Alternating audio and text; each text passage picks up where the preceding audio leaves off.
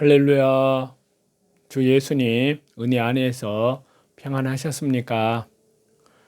오늘은요, 구약성경 신명기 29장에서부터 31장까지 말씀인데요. 먼저 신명기 29장을 보시게 되면요, 여기에서는 모압 평지의 언약에 대한 갱신에 대한 말씀입니다. 여기 신명기 29장은요, 신명기 30장과 더불어서 신명기의 실제적인 결론에 대한 말씀입니다. 왜냐하면요, 모세는 지금까지의 권면과 교훈에 입각해서 이스라엘과 모압 평지 언약을 맺고 있기 때문입니다. 여기에서 모압 평지 언약이란 말은요, 이스라엘의 출애굽 제2세대들에게 과거의 시내산 언약의 내용을 다시 한번 해석해 준 끝에 순종의 약속을 받아낸 것을 가리킵니다. 이를 위해서 모세는 먼저 여기 신명기 29장에서 지난날 하나님께서 이스라엘에게 베푸신 은혜를 회고합니다. 즉 모세는 과거에 하나님께서 이스라엘을 애굽에서 구원해 내신 사건과 광야에 40년 동안 인도하신 사건, 그리고 아모리 족속을 정복하고 그 땅을 두 지파 반에게 분배한 사건에 대해서 회상을 합니다. 그리고 이처럼 모세가 지난날 하나님께서 백성에게 베푸신 은총을 회고하는 이유는요, 몇 가지 목적이 있는데요. 곧 장차 가나안 땅에 들어갈 출애굽 제2세대들로 하여금 시내산 언약을 갱신하기에 앞서서 하나님의 은총을 다시 한번 돌이켜보게 함으로써 그들과 하나님 사이에 갱신될 언약에 대해서 자발적으로 순종하게 하기 위함이었습니다. 실상은 하나님의 은혜가 없었다면 이스라엘은 아직도 노예 민족으로서의 억압과 속박을 받으면서 계속하여 온갖 고통과 서러움의 나날을 보내고 있었을 것임에 틀림없었습니다. 이에 모세는 그 사실을 백성들에게 다시 한번 상기시킴으로써 언약 준수의 당위성을 역설하고 있는 것입니다. 한편으로 마찬가지로 오늘날 저와 여러분 그리스도의 은혜로 말미암아 구속함을 입은 성도들 또한 하나님의 말씀을 순종하고 준행하지 않으면 안 됩니다. 왜냐하면요, 주 예수 그리스도의 대속의 은혜, 온 세상 죄와 영원한 속량함의 그 십자가의 대속의 은혜가 없었다면 저와 여러분 우리들은 여전히 죄에게 종노릇하면서 하나님의 저주를 심판을 면할 수 없었을 것이기 때문입니다.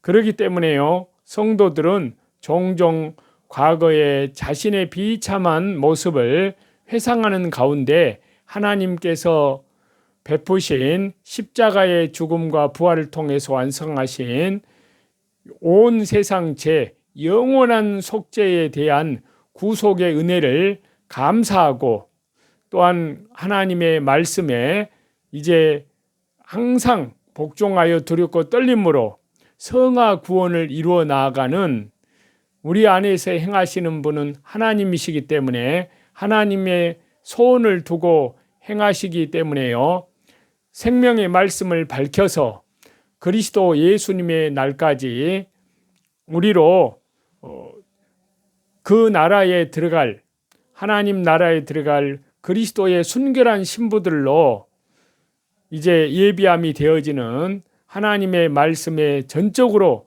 순종하는 그러한 믿음, 기도로 깨어 있어야만 하나님의 합당한 슬기로운 처녀, 참으로 성령으로 말씀으로 기도로 충만한 그런 그리스도의 순결한 신부들이 될 것이기 때문입니다.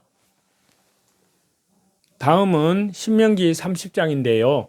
여기에서는 회개에 따른 회복과 재축복의 약속과 율법의 준수의 순종의 마지막 권면의 말씀이라고 할 수 있습니다. 신명기 29장에서 모세는 하나님과의 언약을 무시하고 불순종하는 삶을 살 경우에 따르는 저주에 대해서 경고를 하였습니다. 그러나 신명기 30장에서는 다시금 소망의 메시지를 들려줍니다. 그것은 곧 저주를 받는 중이라도 회개하기만 하면 주 예수 그리스도의 십자가의 보혈 영원한 속량함 안에서요, 회개하기만 하면 회복의 축복이 따른다는 말씀입니다. 사실 하나님께서는 공의와 사랑이라는 양면적 속성을 갖고 계십니다. 물론 공의마저도 사랑의 한 발로라는 면에서는 공의가 사랑이라는 속성에 포함이 됩니다. 그러나 하나님께서는 죄에 대해서는 결코 묵과하지 않으시고 엄격하게 징계하시기 때문에 반드시 사랑 안에 공의가 속하는 것은 아닙니다. 어쨌든 하나님께서 백성들에게 주신 율법은 하나님의 두 속성, 곧 공의와 사랑을 모두 반영하고 있습니다. 그래서 여기 신명기 30장 역시 바로 이러한 사실을 증거해 주는데요. 즉 여기 신명기 30장은 하나님께서 죄에 대해서는 철저히 징계하시면서도 회개하고 주 예수 그리스도의 십자가의 보혈 영원한 속죄함 안에서 철저히 회개하고 돌이켜 하나님께로 돌아와 순종하는 자에 대해서는 다시 큰 축복을 베풀어 주실 것이라고 말씀을 하고 있습니다. 이러한 사실은 율법이 죄인을 징벌하고 심판하기 위한 도구가 아니라 하나님의 사랑에 기초한 약속 있는 계명임을 나타내 준다고 할 수 있습니다. 이제 이러한 이 말씀의 신명기 30장에 나타난 회개한 자에게 임할 회복의 축복을 살펴보면은요, 몇 가지가 있는데요. 첫 번째는 하나님께서 언약을 기억하여 긍휼을 베푸신다는 점입니다. 두 번째는요, 기업을 회복하고 열조보다 더 번성케 하신다는 점입니다. 세 번째는요, 생명을 얻게 하신다는 점입니다. 네 번째는 대적과 핍박자에게서 저주를 내리실 것이다 라는 점입니다. 그리고 다섯 번째는 자녀와 재물과 건강의 축복을 얻게 하신다는 것입니다. 그런즉 범죄와 방종으로 말미암아 하나님의 징계를 받는 자는 즉시 주 예수 그리스도의 십자가의 보혈 영원한 속량함 안에서 철저히 회개하고 하나님의 은혜와 긍휼을 바라야 할 것입니다. 그런데 범죄한 자가 하나님께 회개할 때 주 예수 그리스도의 십자가의 보혈 영원한 속죄함 안에서 회개할 때 반드시 갖춰야 할 조건이 있습니다. 그것은 곧 자기 죄를 솔직히 인정하고 하나님께 돌아와야 한다는 것입니다. 그리고 이전에 제약된 모습을 완전히 청산하고 마음과 성품을 다하여 온전히 하나님의 말씀대로 삶을 살아야 한다는 것입니다. 사실 입술로는 죄를 회개하면서도 여전히 죄 가운데 생활한다면 그것은 진정한 회개의 자세가 아닙니다. 다음은 신명기 31장인데요. 여기에서는 출애굽의 지도자 모세의 마지막 사역들을 말씀하고 있습니다. 여기 신명기 31장에서는요, 백성들과 여호수아에 대한 격려의 말씀을 하고 있습니다. 자, 모압 평지에서 지금까지 세 번에 걸쳐서 백성들에게 선민으로서의 지켜야 할, 순종을 해야 할 율례를 강론한 모세는 이제 자신의 죽음이 임박했음을 느끼고 자신의 주변과 기타 모든 일을 정리하게 됩니다. 그 중에 신명기 31장은 모세가 자신의 뒤를 이어 백성들을 인도하여 가나안 땅에 입성할 지도자로 여호수아를 세우고 그와 백성들을 격려하는 그러한 말씀입니다. 자, 이때 모세의 나이가 120세였는데요. 이로써 그의 파란만장한 삶과 이스라엘의 지도자로서의 역할은 마감되는 것입니다.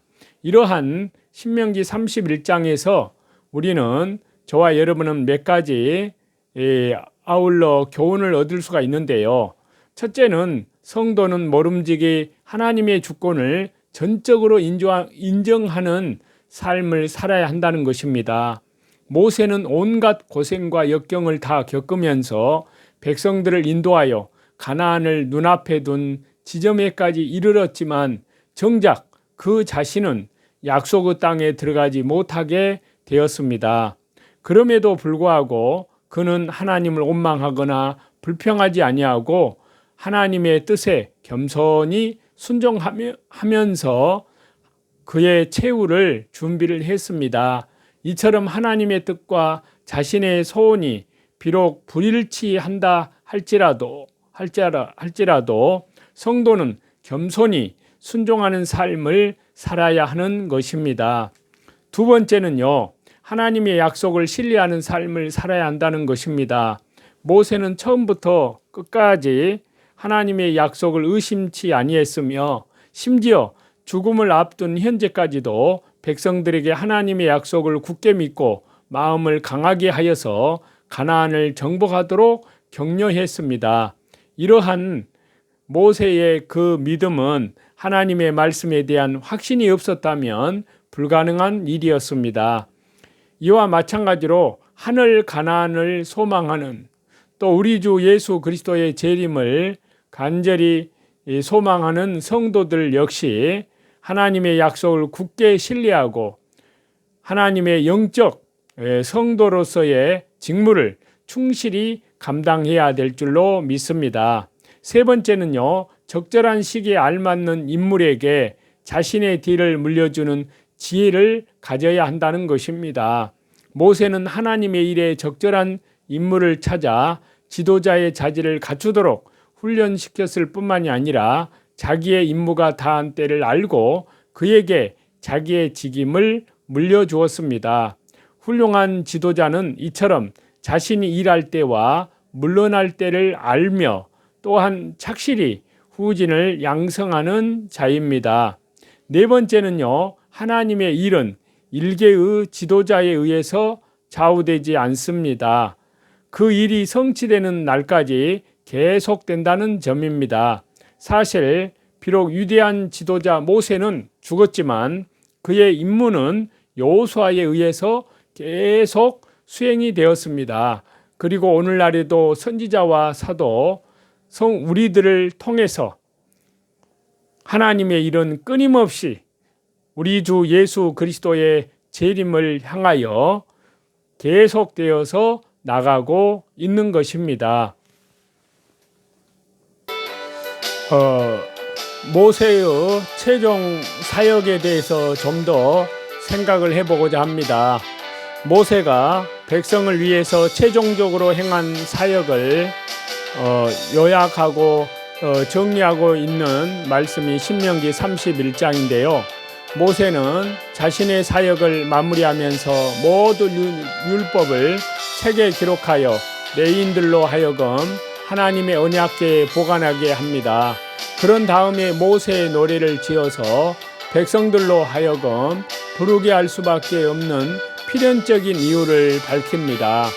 이러한 말씀에서부터 마지막 신명기 34장까지는 모세의 후계자인 여호수아가 기록하여 첨부한 것으로 추정이 되는데요. 성령님의 감동으로요. 이에 대하여서 우리가 살펴보면 한편으로 모세가 율법을 기록하여 언약궤에 보관하게 한 이유는요, 이미 앞에서 말씀드린 대로 백성들로 하여금 그 말씀대로 살게 하기 위한 것 외에 하나님의 말씀을 소중하게, 그리고 1.1획도 가감함이 없이 영원히 보존하기 위한 조처였습니다. 그리고 모세의 노래를 지어 부르게 한 것은 하나님의 말씀을 보다 쉽게 이해하고 더 오래 기억하게 하기 위한 목적에서였습니다. 그 밖에도 이는 이스라엘의 폐역을 방지하고 하나님과 이스라엘 사이에 증거가 되어서 폐역할 수도 있는 이스라엘이 하나님 앞에 주 예수 그리스도의 십자가의 보혈, 영원한 속량함 안에서 철저히 회개하고 돌아올 수 있게 하려는 구제책의 일환이기도 했습니다. 즉 모세는 그의 오랜 경험과 이스라엘의 지난날의 모습을 통해서 이스라엘이 패역하게 되리라는 것을 짐작하고 그 대비책을 세웠던 것인데요. 이러한 사실은 모세가 백성들을 얼마나 사랑하고 진정으로 아꼈는가를 단적으로 보여주는 좋은 신뢰가 됩니다. 아무튼 저와 여러분, 우리는 최후의 순간까지 주 예수 그리스도의 재림이 가까워진 이때에 자기의 임무를 소홀히 하지 않은 모세의 성실한 자세를 통해서 하나님의 일꾼으로서의 마땅한 자질을 배워야 될 줄로 믿습니다. 감사합니다.